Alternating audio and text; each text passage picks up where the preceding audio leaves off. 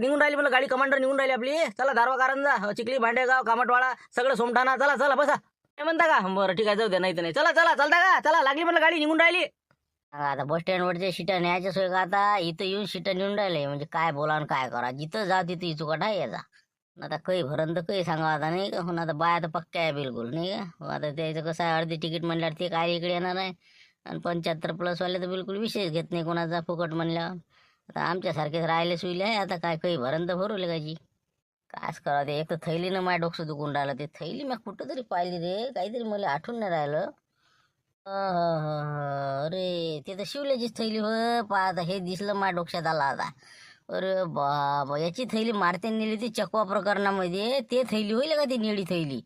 असं आता आला ध्यानात नाही. बरोबर बरोबर, आत्ता विचारतो शिवलेले नाही का. लगा घुमवलं गावाले पुऱ्या.